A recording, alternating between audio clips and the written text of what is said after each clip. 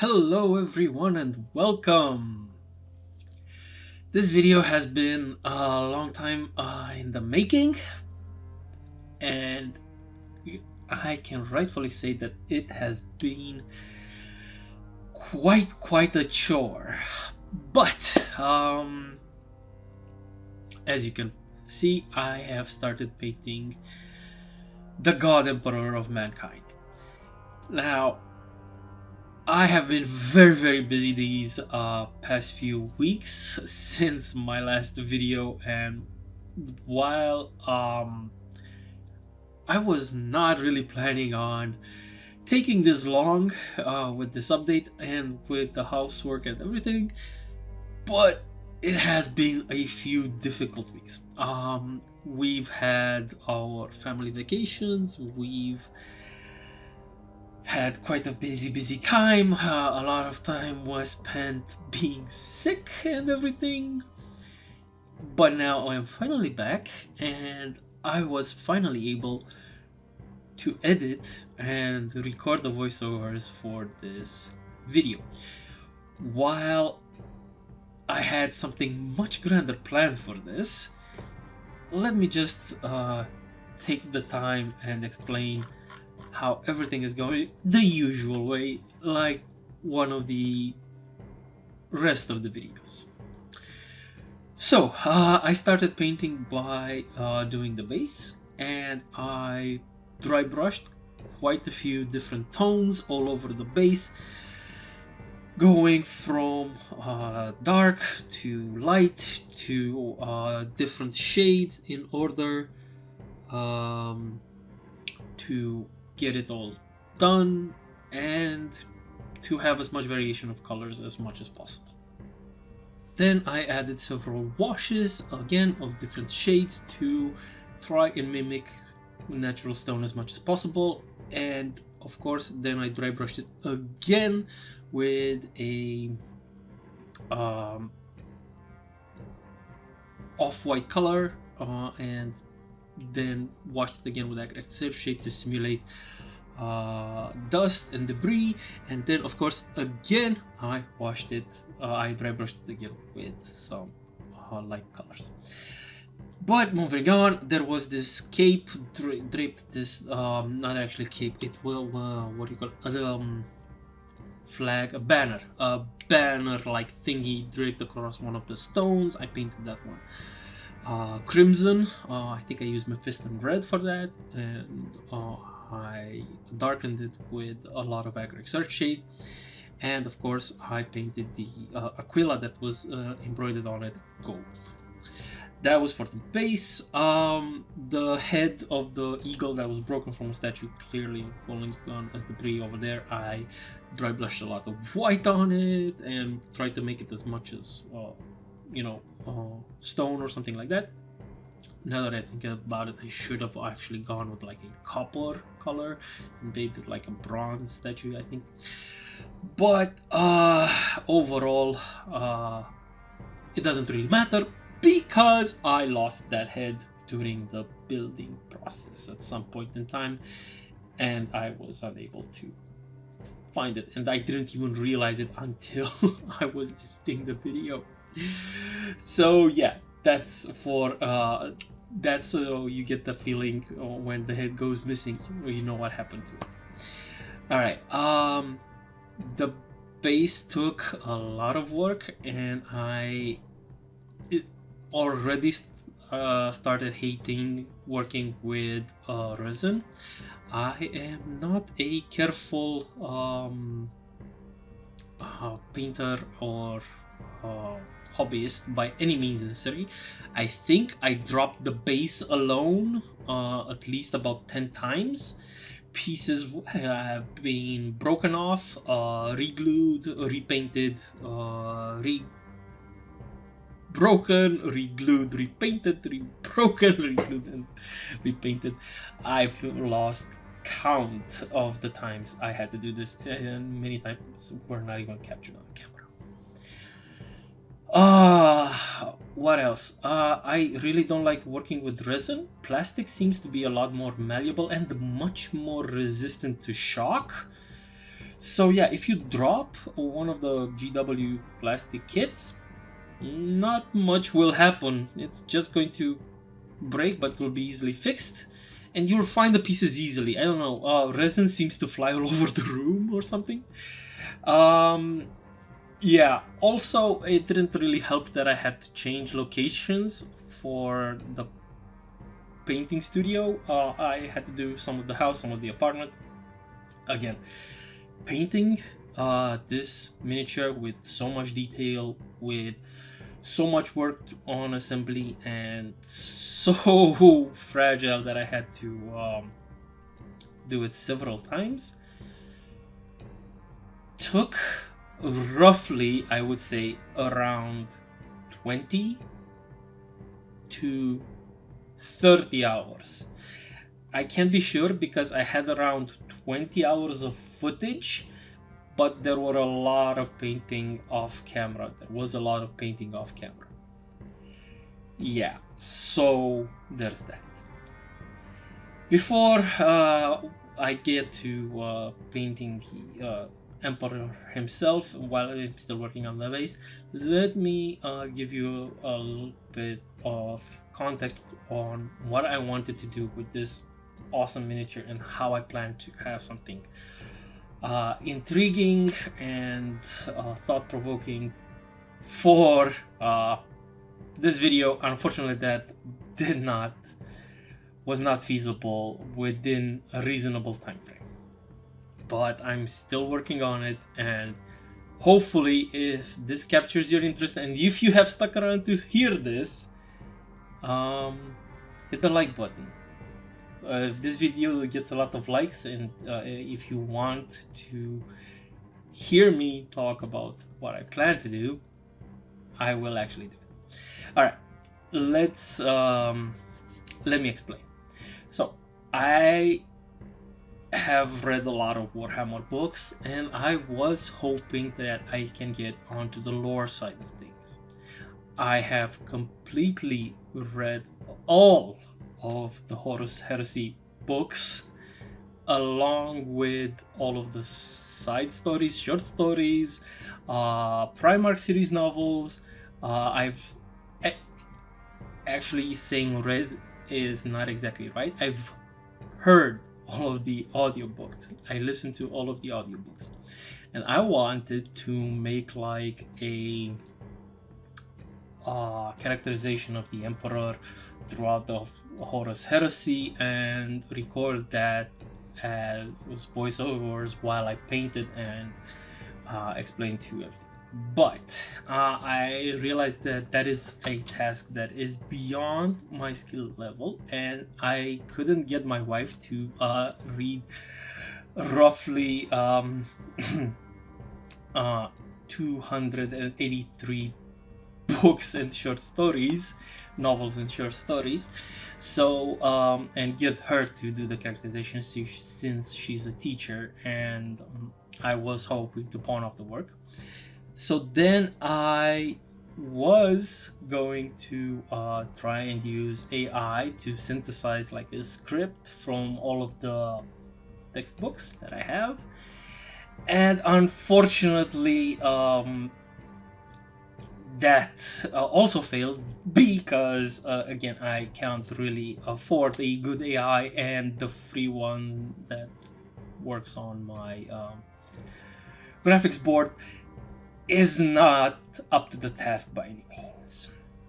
We'll get back to the plans I had after I explained that. Right now I am airbrushing lovely Retributor Gold all over the body parts and the main body of the God Emperor to get the base coat and to have like the only coat that is needed, because again, he is wearing gold armor with absolutely no embellishments or whatsoever, and the tiny little things that are of textile matter can be easily handled with like a brush, and you don't need to have like a zenithal or anything else, because again, it's gold and it's metallic, and everything is handled. So yeah, using the airbrush, thin down Retributor Gold, and I think I did maybe like 1.5 codes because I couldn't get in all of the nooks and crannies in like one single pass, and I waited for it to be dry before I added another one, and just picked out the corners where I missed it. I tried to avoid important big parts like the flaming sword that I wanted to get a good coloring on. We'll get to the sword when we paint the sword. All right. Speaking of that, like I said, using the AI failed. Even when I got it to actually work, it was bad. Like really, really, really, really bad. Like not even checking all of the books to. It took an incredible amount of time to actually load the library of the books, and when I finally got it, it was horrible to say the least. That being said, hope is not lost, and I got an idea. What if I used like this bad AI and started a series with conversations with the Man of Iron and asking him what he thinks and understands from the books, and correct him when he goes like way off the rails, because it's absolutely hilarious. If you would be interested in that, hey, shout out in the comment below and hit the like button. All right, if this video does well, and if this video and people comment that they want to see that, I might be willing to like invest time in doing that and seeing how that comes out, because I thought it was hilarious when it started, like with some stuff, and it was absolutely funny. Just I think when I asked him who Valdor was in regards to the Emperor, the AI said he was like the Emperor's skull taker, at which point I busted out laughing. And I said Korn would like to have a word. Anyway, enough rambling. If you would like to see that, again, hit the like button, hit the subscribe button, hit a comment down below saying, hey, that sounds like a fun series, do that, let's have a laugh together. All right. Painting the cloak was wow. I had so much fun. Again, I airbrushed Mephiston red, but I didn't want to darken it like I did with the base. I wanted to keep it as vibrant as possible, and then I did all of the embroidery again with gold. And my god, this was like the most awesome thing that I had to do, and while it was in relief, I could barely see it. Again, I have a really bad eyesight. The magnifiers did help quite a lot, but it was really difficult getting into each and every nook and cranny and not messing it up. And I am proud to say that I made like as few mistakes as possible going outside of the designated places where it needed to be, and it worked out great. I thinned the Retributor Gold a little bit, and it came out great. I think I spent like 2 hours just on his embroidery. Yeah, it was insane.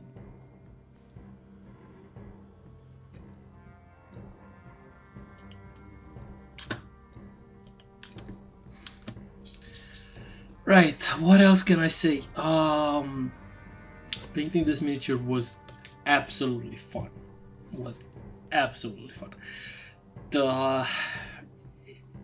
At the same time, it was insanely difficult. The amount of details were very difficult for me to paint as a still beginner. I'm not gonna say beginner, noob. Actually, no, beginner is the right word. I'm not a complete noob to miniature painting at this point, and even assembly was rather difficult. Again, not because the instructions were difficult. Actually, the video instructions that came with this miniature were okay, were great, easy to follow, and quite informative. What were the difficult parts of working and assembling resin, especially on this scale, was the fact that it's not exactly, malleable, and it doesn't fit perfectly for some reason or another. The parts that were supposed to go into one another didn't really fit well, and I had to file those. I think I already mentioned this, like in the previous video, but this actually posed a quite bigger problem after the primer went on. I didn't give it like a thick coat of primer. I tried to give it as little as possible, and it was fine. I managed to do it, but the pieces no longer fit as well after the primer, and you can't really not prime over the itty bitty parts, the pegs that go into the holes.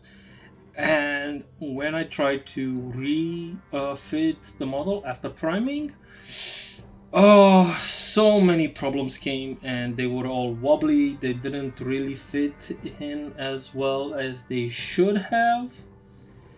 And yeah, there was a lot of problem. And only when you look like really close to it do you see like tiny imperfections. I don't know whether a bit of dust was caught when I primed it or painted it or something, but that's why I had to grab the scalpel before and clean it up a little bit. Fortunately, it was a tiny piece, and it didn't affect like the paint going forward, and I didn't have to re-prime it or anything. The paint stuck in there just fine, and there were no issues. Yeah, again, you can't really see it because this is sped up footage, but I really took my goddamn sweet time. Yeah, it was a pleasure working with it, and it was fun. Again, I loved this project and this miniature so much, and at the same time I hated it so much because every time I dropped it, I was sure I couldn't put it back together, and of course I couldn't get it just right. The banner on the base was broken so many times that right now, while it looks good, it has no problems, I'm pretty sure there are still pieces missing from it. So yeah, fortunately the bits that were broken are from where it was ripped, so you can't really tell. But again, I'm really pissed about that Aquila head from the statue, and I'm absolutely sure that I have completely lost it because it was in the house office where I was working, and since then I've swept the floor quite a few times because I was working on the electrical, and I'm pretty sure that if it fell down and got into a crevice and then it was swept up, being gray and like gray dust, it's lost. So sad now that I think about it, realizing losing it. I of course did make a few tiny mistakes here and there, but again, covering them up easily with a bit of red, Mephisto red. And of course I also shaded it a bit, just like to give it a few shadows on the globe, because it looked really awkward if I didn't. I tried to keep the gold, to keep the wash from the gold as much as possible on the globe, because I wanted it to be as shiny as possible. Now, for his power pack, while it's behind the cloak and behind the fur that's on his thing, it's probably not going to be visible, but that's the kind of painter that I am, and I wanted it to still be painted, and I picked out the cables and the exhaust and everything with black and lead belcher, and even the back of the backpack, which clearly could not have been seen at all. I made sure that everything was completely painted and covered in gold. And then, of course, I used a wash of Agrax Earthshade highly diluted, more like a glaze, just to fill in the recesses and get some shadows, as well as add a bit more gloss to the gold that I did. But I also then tried to dry brush again metallics, which did not go as smoothly as I had planned, because instead of being able to actually dry brush metallics, you really can't, because the moment you start to take off the paint from the brush in order to just leave a little bit on the bristles, all of the gold flakes, all of the shiny flakes come off, and you're just stuck putting just the medium of the thingies.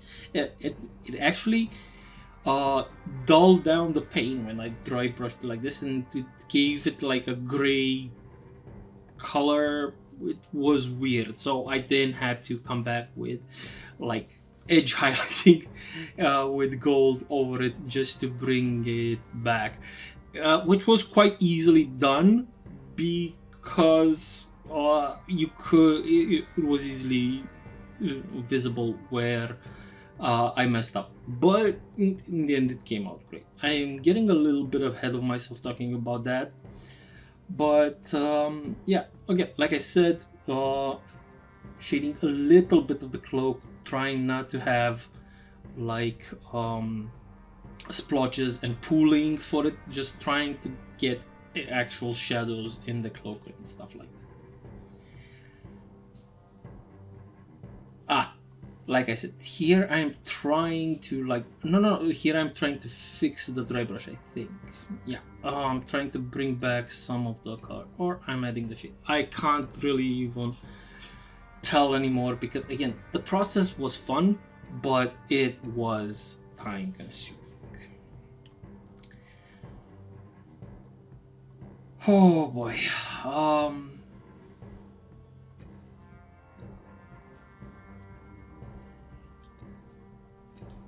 What can I say? Let's get back to my plans. What do you guys think? Is it worth trying to get into the lore side, or am I just tired of YouTubers just repeating all of their lore? And you're like me, who just think that they literally know everything. None of these YouTubers bring anything new. I don't want to be like another fish in the pond that just brings up the same battles, the same thing. I was honestly planning on doing like the whole Horus Heresy series from start to finish lore-wise, but I was going to do it in chronological order rather than the book order. So there's that. Oh yeah, there was a fun little bit. Like I said, because the pieces did not really connect as well, I had to fill those gaps in with a bit of putty, with a bit of milliput. So yeah, I had to make a little thing. There was only one that was really, really grievous, and on his claw hand, and I had to fill those in, because otherwise there would have been like a massive hole. I don't know whether it was because I wanted a different kind of position to it, and I didn't quite get the one that the miniature was default made to have, but I definitely wanted it to be in that position, and I had to fill in that little gap. Other than that, like I said, this is why I'm actually trying to dry brush some gold, and it totally backfires on me. Yeah, this is the part where I do that, and I don't know if you can tell on the video, but again, it almost like it scraped the paint off, but it didn't. It kind of did what dry brushing is supposed to do, but it did it with like the wrong color, despite the fact that I used the color I want. So yeah, dry brushing metallics does not really work for some reason. And for the fur, I went with Gold Grunt of Fur, which initially I thought it would be like a truly brownish a contrast paint, but it turned out to be a bit sort of red-like. I went with it. I'm not particularly fond of it, but since I started, I didn't want to change it, so I left it and did it as well. And I think I dry brushed a bit of brown in there just to be, just to get it along the lines of what I truly wanted from it. But I think it looked pretty okay, and it sort of complements the red cloak and tries to keep the same aesthetic. If I did it all over again, I would probably try to use something, some other color. But since I started and I didn't really mind the color, I kept going with it. Again, if I had to do it all over again, I probably would choose a different color. But I'm happy with the way it looks as is right now.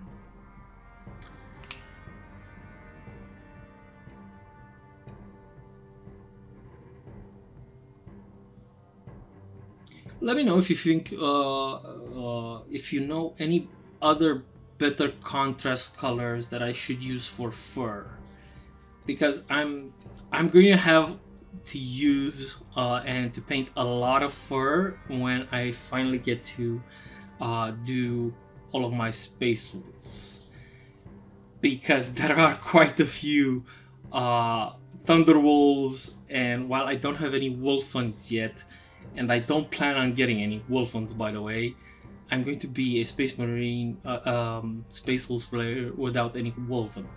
I don't really like the Wolfen. I don't like their models. I really don't. They seem, well. I know they look great for Wolfen, but I just don't like them. I don't know why. It's a matter of taste. Again, this is a video about the Emperor, and I keep talking about Space Wolves and other stuff. That's me. I'm all over the place. Again, working with resin. For example, I had to glue in a toothpick on the body just to be able to hold it everywhere I wanted it, and taking that toothpick out was again a pain and a hassle. I don't know if it was because I used like too much super glue or something like that, but it kind of melded with the resin quite a bit more than I had experience with plastic, which again are much easier to handle. But I to be able to put it back in the bag, I actually had to drill through the super glue and the wood bits that were left inside the bag. But that was the only way I could actually hold that without risking damaging the torso and being able to paint everywhere without scratching the paint, because again, this is another one of my problems. But as you can see, I bought that those sticks with clamps on them, and they make painting stuff much easier. They're supposed to be used for airbrushing and being able to hold multiple pieces on that support, but I found that it's quite useful for holding miniature parts. For his loincloth hanging thingies, I went again with red to keep like in the same colors and not have too much variation of colors. in all of the artworks, the Emperor has like only two main colors, red and gold, from what I remember. Again, I think this miniature is also supposed to be one of those based on one of those incredible artworks. I don't really know by who they are made and so on and so forth. I'm not that versatile, and I can't really be bothered to go check right now. I think you know what picture I'm referring to, especially if you are a Warhammer fan. There was another string on his chest that I wanted to catch and have it like it's holding an aquila or something, and it was very very difficult and tiny to paint. I painted it, and then while I was trying to do something and hold him to reach a point, of course I broke it with my clumsy fingers. So again, I had to painstakingly um, glue that back on again with super glue, which also tends to leave a bit of white residue, and then paint that one back gold as well. And I even and while I'm talking and looking at this while recording, I didn't even realize when I changed locations. But mostly, the Emperor himself, the body was painted at home, while the base was painted at the house. I meant home, at the apartment. Anyway, I had a scenery change at some point, and I didn't even notice it.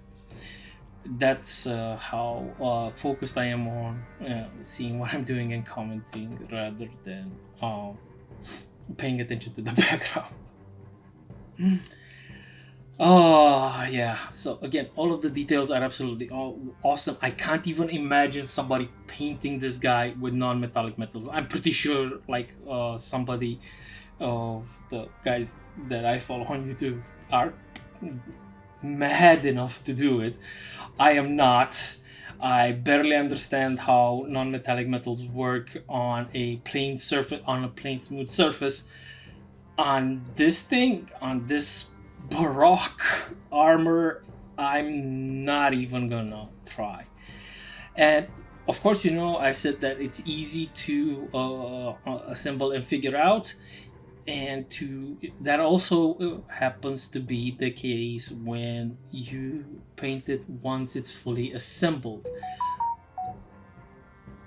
But again, I totally forgot that I need to um, assemble it in the correct order, and I had to break off. Fortunately, it was still wet certain pieces, because you had to put like the backpack and the cape before you put the shoulder pads to have it easily fit together.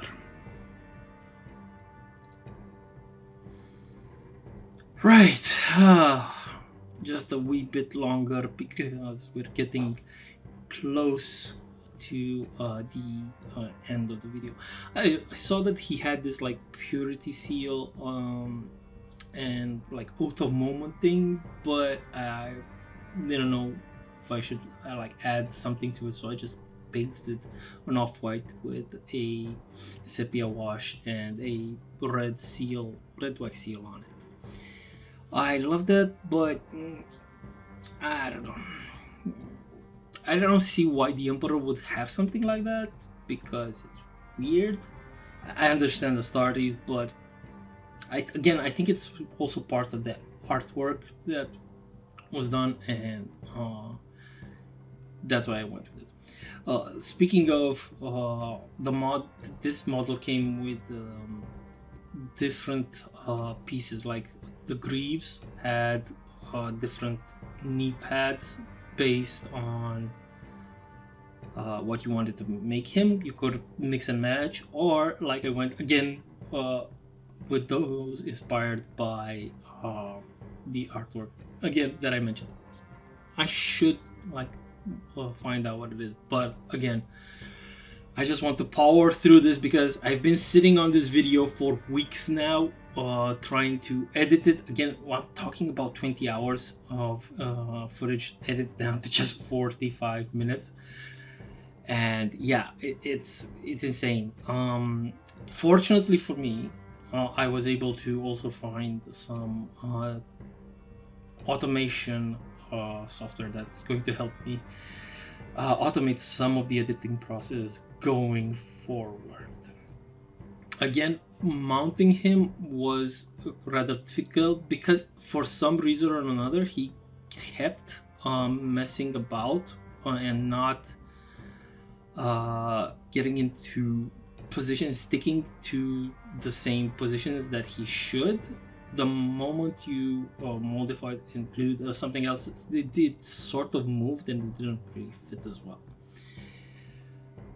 Alright, okay, almost there. I'm mounting the cape and the backpack even as we speak. Again, trying to surprisingly, what I am happy to see is that somehow, despite me using like the same primers and the same everything, this paint did not come off as easily as other projects. I don't know, I'm thinking it's the resin somehow, because on plastic kits previously, the acrylic paints that I use, which are GW paints, standard, they came off while I was holding the miniature and trying to get into position to paint it and everything.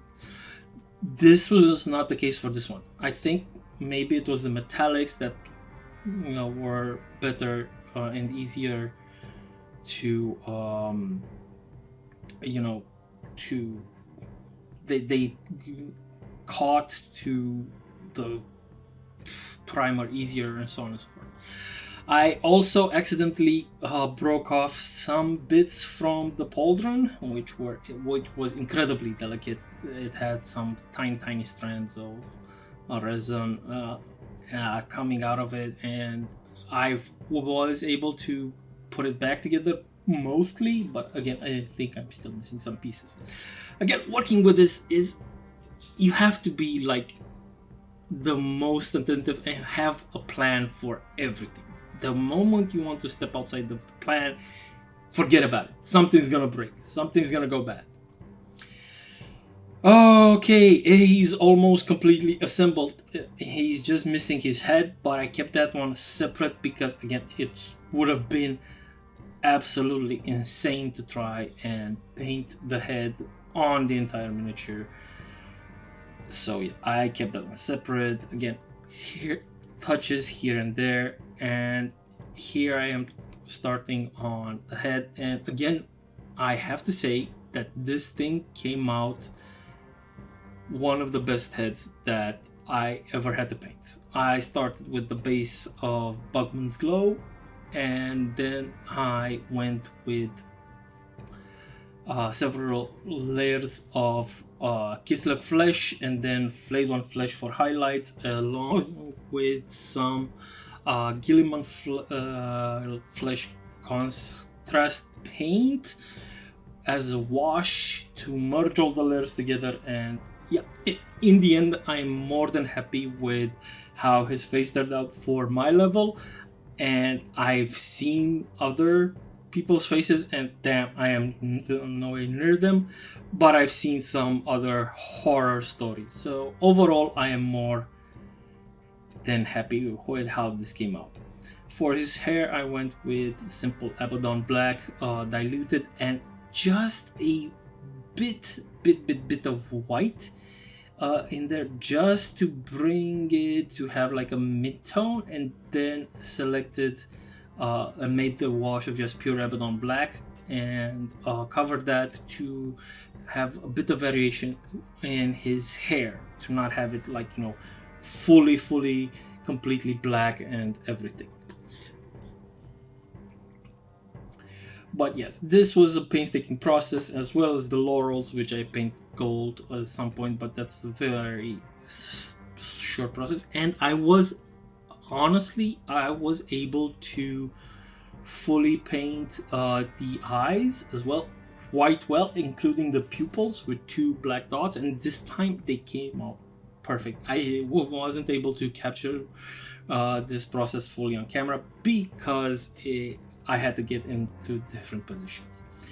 For the flames on his sword, I left that for last because I knew this was going to be the most difficult process that I had to do, and because again I took inspiration from real world. I know that people just go with 2 colors, with yellow and red.